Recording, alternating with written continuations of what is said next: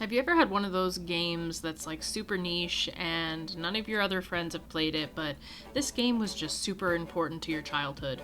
Well, that is me with The Sims Bustin' Out for the Game Boy Advance. Now, I just recently found this game among my belongings, and it just brought back so many memories.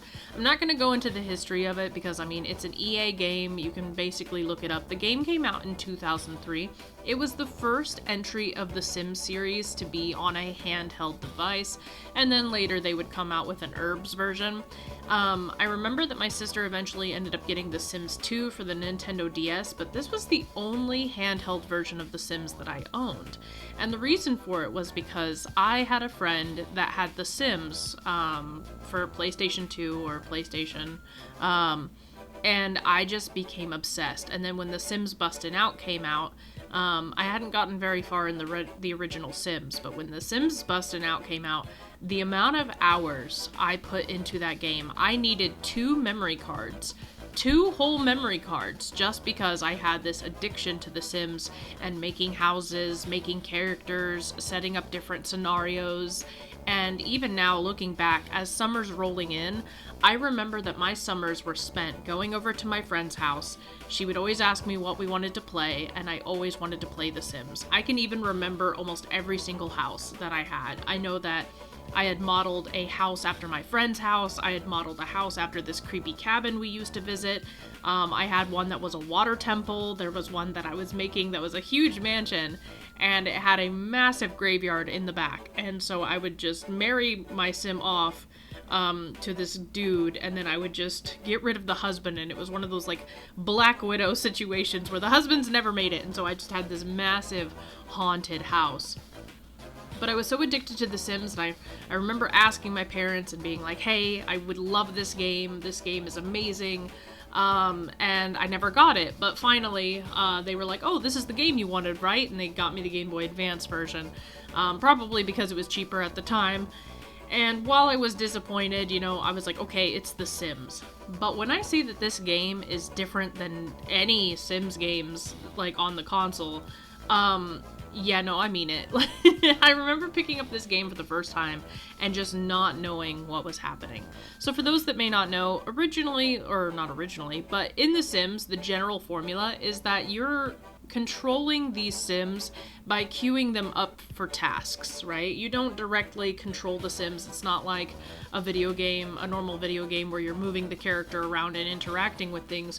You're basically just like pointing and clicking and telling your Sim what to do throughout their day. You're telling them to go to work, you're telling them to paint a painting, you're telling them to rest, you're telling them to eat, and you kind of just watch everything unfold. It's almost like you're God and they are just your little humans, and you kind of just control every aspect of their life, and you watch as disasters happen, and it's really funny. But The Sims Busted Out for the GBA was completely different in all aspects. So as you could see, basically you get this letter stating that you're leaving Sim City and you're going to Sim Valley. And once you arrive in Sim Valley, you are greeted by your Uncle Hayseed, who then proceeds to basically just give you the basics of everything. He has you help around the farm, and then you eventually move into his barn. But the thing is like I said, unlike regular Sims where you're queuing up for tasks, this was a game where you had direct control over the character. Like, you moved the character, you had to interact with everything. You weren't just watching everything unfold, you were actively participating. So, but it still followed a very similar formula as everything else. Sorry, can't talk today. Where you had meters. So your Sim had a meter for needing to rest and wanting comfort and wanting to have fun and needing to shower and needing to eat and needing to use the bathroom, and even for socialization. What I loved about this game is that when you did socialize, it would pull up this massive socialization screen, and you would then have to pick responses that you thought that the other Sim would like, based on their name, their personality, their job, and of course you could see the socialization meter, like your friendliness and reputation with that person, go up in real time. So, and it's so funny playing it on, this emulator now, because, I mean, like I said, I still have the game, and I remember that this game was a lot of micromanagement. So anytime that you're socializing, your other stats are still going down. And you can talk to someone basically until one of your meters gets down to such an extreme low that you have to end the conversation. So if my sim has to, say, use the bathroom, she'll stop a conversation because she has to use the bathroom, and you will not be able to do anything else until you use that bathroom. You can still pick up things, you can still, walk around, but ultimately, like, you cannot socialize until you use the restroom. And I know I'm doing such a bad job at explaining this game, but it is wild. So obviously graphically the game was not great. The game was not fantastic as far as it looked. But the thing is I remember this game, the music. The music is so charming. Like, this game had such sick beats for the GBA era, and I don't know why, but the music was just funky, but I was jamming to it. And I love, like, the entire soundtrack of this game. One of the main things I really loved about this game is that, just like a regular sim game, there were multiple sims that you could interact with within this world. You had your uncle, you had a poet, there was a biker, there was this one, like, depressed corporate dude. I remember that there was, like, this punk chick that you could talk to. There were gym rats and prisoners and just all sorts of different people that you could interact with within this world. And eventually, if your relationship with this sim, whatever one you were talking to, if it got high enough, you could ask them to move in with you, and you could essentially have a roommate. Likewise, you could build a relationship, and then you could have a relationship with the sim. Now, I would assume that the goal is to move in with the person that you have a relationship with, but that wasn't always the case. I think back when I played my original file, I didn't really understand that you could build a relationship and then have someone, like, move in. Or I guess I thought that maybe marriage was a thing that you could do, and I don't know if you can. I don't really remember, but I remember that I had a female roommate, but I was literally romancing, like, every guy in town. And it didn't really get me anything. It just meant that I had more dialogue options, but literally I had romanced every single dude in town, and they were just madly in love with me. Another thing that I love about this game is the jobs. So throughout the game, the way that you progress is essentially by socializing. You'll socialize with people and do different quests with people. And there are different goals that you want to accomplish, and the goals are essentially like your quote-unquote quests that you're doing. So once you complete your goals and stuff, it'll move the story along. And there is, like, a little bit of a story. There's just not, like, it's not some deep plot or anything. There's just, like, kind of small little stories that are fully encompassed in this game as a whole. So, like, every character has, like, their own, like, little plot, and eventually it all kind of comes together into, just some small little thing. I don't remember the plot. I know that there's, like I said, there's different characters. There's a detective that's looking for somebody. There's, the biker who's trying to do something. And I know that there's, like, the punk girl that has her own band. So, like I said, the plots aren't super deep, but as you progress through the game, you're gonna unlock new areas. And the goal of this game is to essentially just keep moving up in the world until you're, like, top dog. You have the best place, the best things, the most money, right? You have, a lot of friends. So that's essentially what your goal is for this game. And every time that you unlock a new area, there's gonna be, like, some new apartment that you can buy. There's just, like, a lot. But yeah, there's some new apartment that you're able to get in each new area. The cost of bills for that place is obviously higher the better the place that you get. The risks of having a better place include somebody robbing your stuff. But also, as you unlock each area, you're gonna unlock new NPCs to talk to. But also you're gonna unlock new jobs. And like I said, I love the job system because it's just a bunch of mini games. And I loved playing these mini games. Like, so the first one that you unlock is obviously the mower game, and it's for your uncle. And in unlocking this game, you are just driving around on this tractor, and you can't move the tractor unless you press the accelerate button. And then while you're pressing the accelerate button, then you can turn left and right. The goal is to avoid the rocks and avoid the flowers, and you earn money based on how many weeds you mow down. And the reason why I love the job system is because you can get promoted, and the higher the promotion, the more money that you're going to get per job. And you can work multiple jobs a day because there is a day and night cycle in this game, and there's certain things that are open during the day, but there's only certain things that are open during the night as well. So like Virtue Lab Chems is open at night. The Biker Bar, it's open at night. I believe that the rock bar, or the whatever it was called, I believe that was also open at night as well. Meanwhile, games like the mower game and stuff, it was only open during the day, so there's only jobs that you can do at a certain time. And that kind of goes into the micromanaging aspect. So your stats in this game drop so fast in this game. So it's like anytime you have a conversation with someone, you're immediately gonna have to recharge, right? You're gonna have to eat a snack, take a shower, use the toilet, whatever you gotta do. And that's after every single conversation. But when you work a job, it's basically the same. Your sim's gonna be absolutely drained, which I get it. That's kind of realistic, right? You go to work, you work your 8-hour shift, and then you're super exhausted. Now, mind you, I wouldn't think riding a lawnmower is the same as working an 8-hour shift, but I mean, I get it, It's hot out there, and that stuff's rough.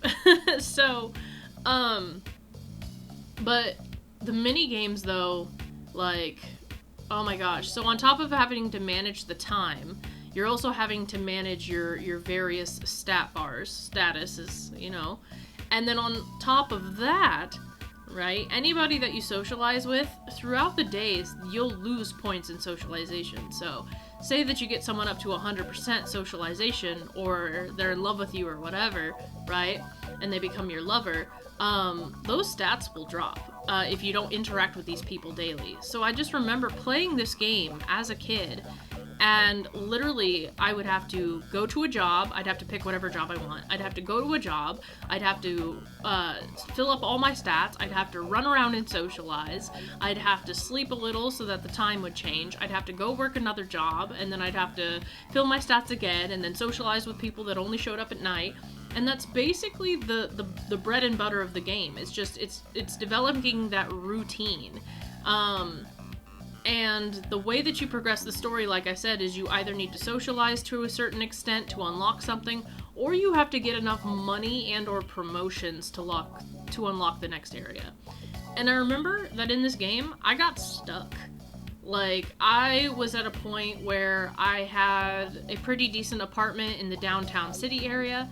I remember I had a roommate, and I remember that the job I was trying to get promoted with was the rock star job. I was trying to get promoted, but at the same time, like, even if I felt like I played the game perfectly, I just could not get that promotion, because you do reach a point where the game expects, like, absolute perfection, or else you just will not get a job promotion. And I'd kind of reached that point. I think I was like max level lawn mowing. I had reached nearly max level in the bartending game, which is another one of my favorites. I'd reached almost max level with the root beer bartending game, and now I was on like this rhythm game where you're essentially playing in a rock band, and that was a really, really fun game. I liked the music, I liked just the game in general, but I remember the controls being so finicky that there was always something I was missing, and I'd reached this point where I just couldn't get promoted anymore, and I was getting really frustrated. I also remember that because I was in this better apartment, I was at risk of being robbed. Now, anybody that has played The Sims in any capacity, you know that the burglars are terrifying, right? They are some of the scariest things. And the thing is if you get a burglar alarm, sometimes the police will catch the burglar and sometimes they won't. Now, you do not earn a lot of money in this game, and even if you're working like 2 or 3 jobs, it's just like reality. You can't afford anything. So once you pay your bills, you have barely any money left. And I ended up running into this situation where a burglar was coming to my house like every single day. And I would come home and they would have stolen like some really expensive appliance or something that really just like made my house look better, and I was getting super frustrated. Because I could not keep the burglars away. And there are burglar alarms in the game, but the thing is there's 2 general stores, at least 2 that I remember, and they would flip their inventory every single day. So you would literally have to wait until it was a certain day to try and find the burglar alarm. But the burglar alarm I remember as being really, really freaking expensive.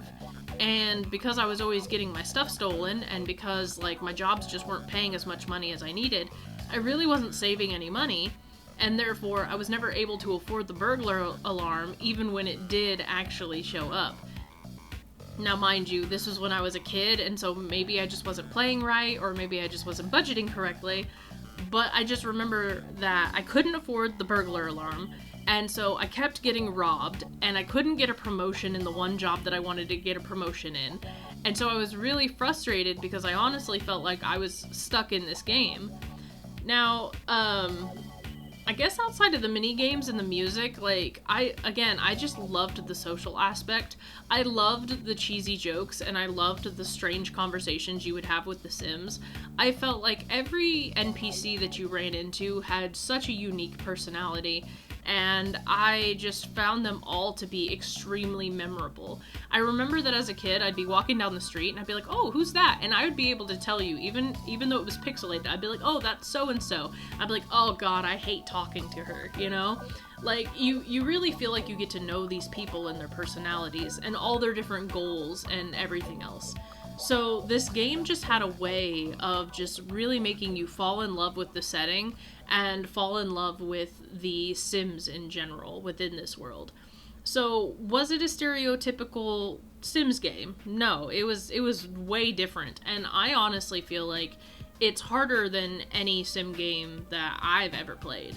I found the micromanaging to be a bit much, and at times it was just overwhelming. And again, it's just something that it was so easy to get stuck, in my opinion.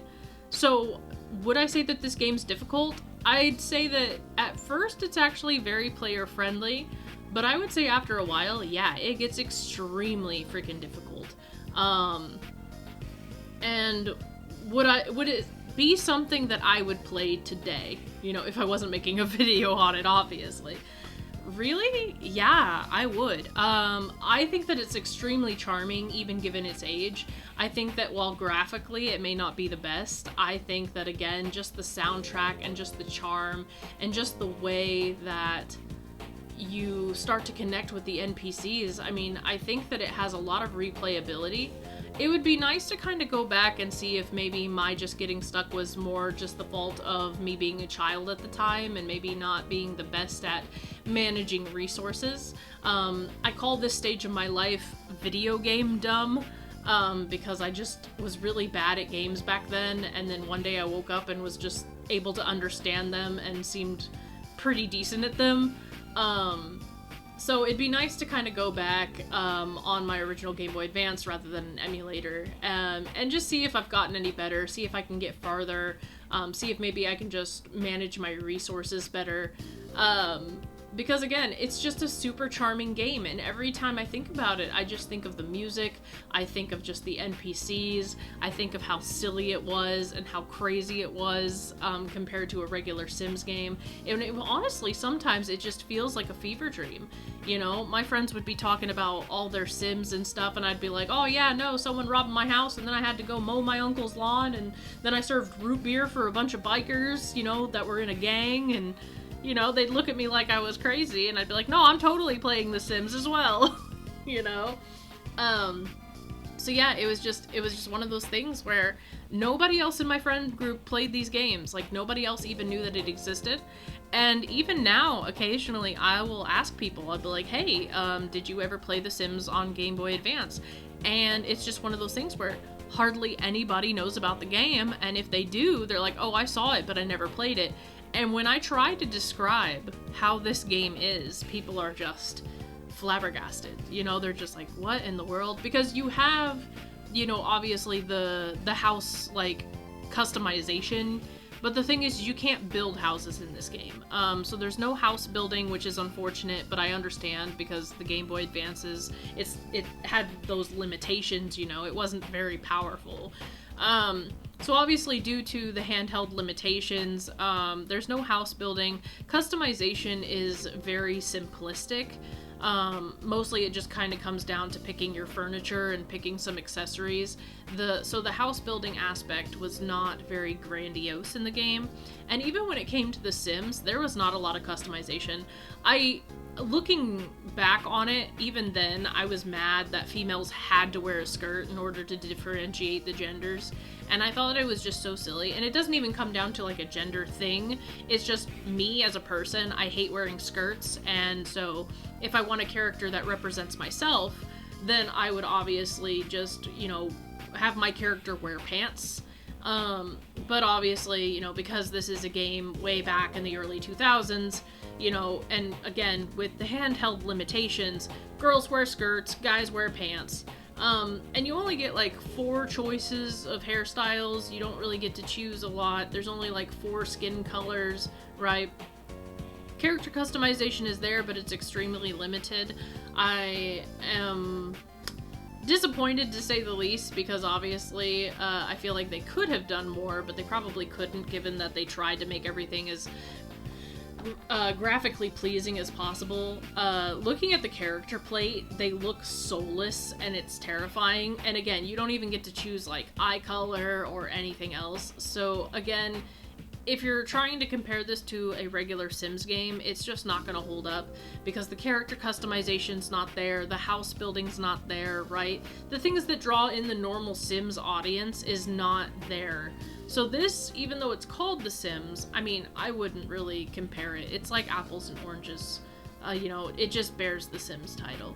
But hey, that's all I really have on this game, because outside of that, I mean, I'm sure you could go deeper. Like I said, you could talk about how you can recycle items and how it can get you, other items. And, you could talk about the exchange system. You could talk about the, the various jobs in depth, right? There's things I could obviously go into, but I'm not going to. This is one of those things where I just wanted to gush about this childhood game that really meant a lot to me as a kid. And again, I'm just kind of like looking for that community of, hey, who played this game? Who's with me? That these games are freaking phenomenal, and just totally underrated. But anyways, that's all I have for this video. Let me know in the comment section if you've actually played this game. Like, let me know what your experience was with this game. Let me know what your favorite memory of this game is. What really stood out to you and made this game stand apart. And if you had a friend, that played this game, like, just let me know, like, if you actually remember this game and whether or not you remember it fondly or otherwise.